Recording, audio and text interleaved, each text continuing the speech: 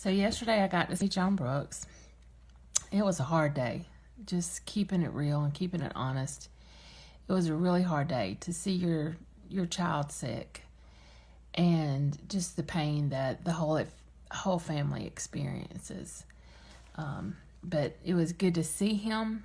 I got to lay eyes on him. I got to lay hands on him. I got to hug him. It's been 2 years since I have actually been allowed to put my whole arms around him and hug him. Some of you know that my son is currently in prison. I have a lot of emotions about that.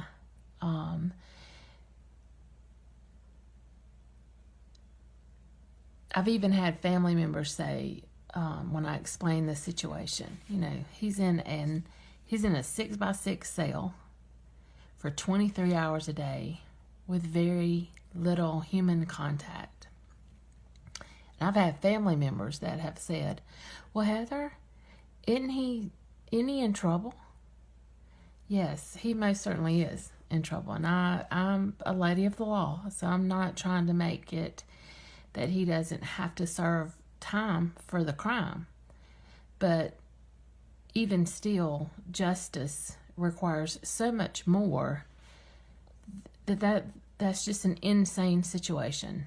It's insanity. If we were to sit in our bathrooms for 23 hours a day with 2 meals and little contact with other human beings, no calls home, no books being able to be sent that would enrich your mind. It's like they're placed in an insane situations and expected to come back as moral individuals. It makes no sense. So I am an advocate for, I'm an advocate. And that's okay. But yesterday was really hard. It was hard. It was heartbreaking to see your child, physically see your child, but know that mentally he's somewhere else. There were moments of clarity where he knew who I was, and I would have him repeat after me his name. You are, and say his whole name. You are whole, you are healthy, and you have a sound mind. And he would stop rambling and he would repeat after me. So there was some encouragement there. And there was a lot of encouragement, but it was a hard day, very hard day. On the way out of the prison, I noticed these walls on both sides of me, and in the walls were some foliage. And I was like, okay, God, thanks for that reminder that even though it's a hard time right now, there's still growth that will happen, that will take place. Oh, and it was raining. Rain is always a sign of blessing. And then as I'm going up the walkway, I could hear these birds. And that to me was unique, that I could hear the birds in this rainy day. So I'm grateful that God is intimate. He's very, very intimate. He's intentional.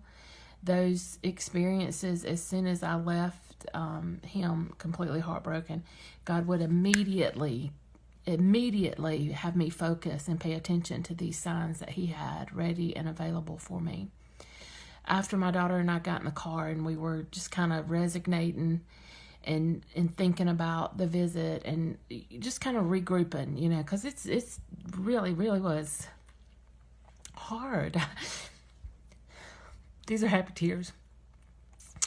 God reminded me of about Genesis and the Tower of Babel, and we focus on the Tower of Babel as if it's when different languages were formed.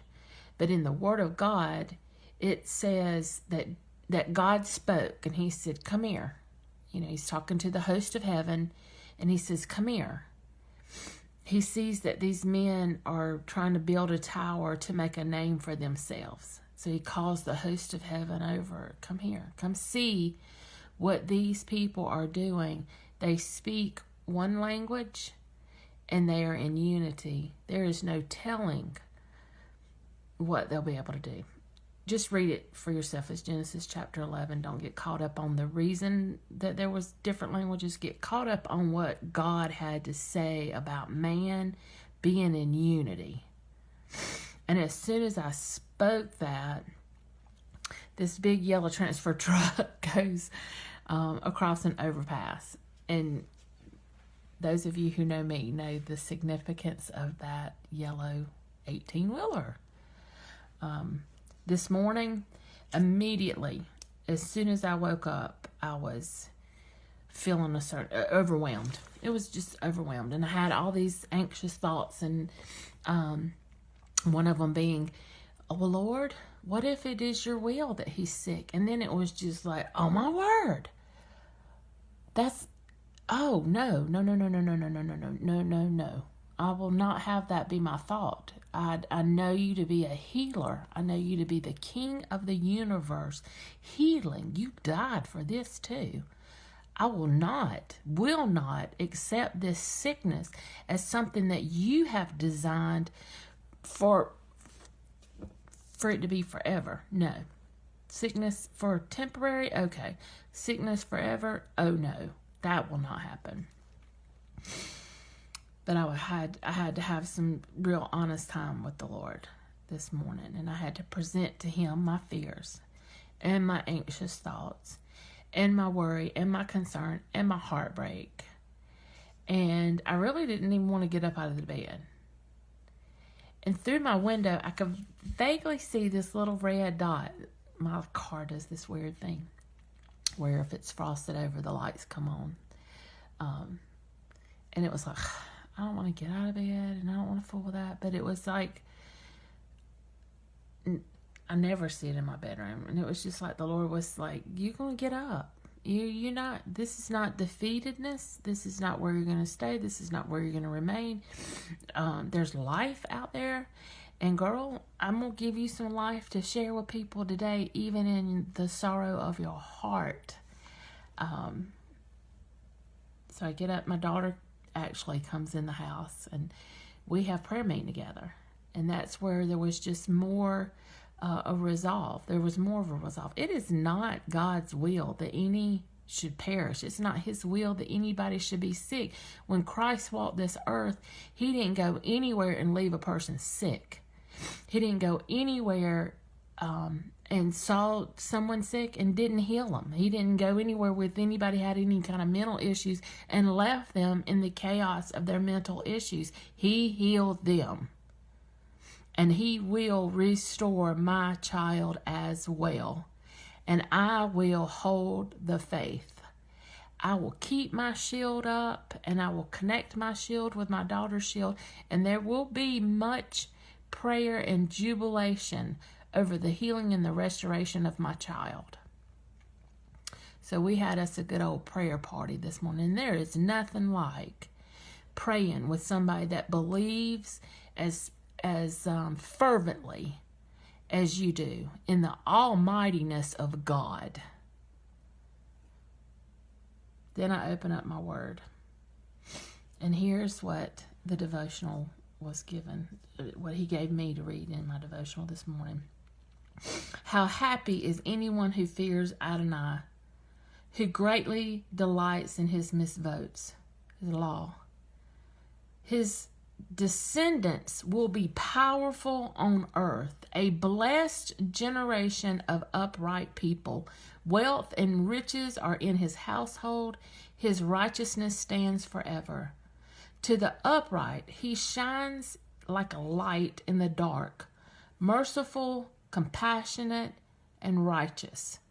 Things go well with a person who is merciful and leads, who conducts his affairs in fairness, for he will not be moved. The righteous will be remembered forever. He will not be frightened at bad news. He remains steady, trusting in Adonai. His heart is set firm. He will not be afraid till finally he looks in triumph over his enemies.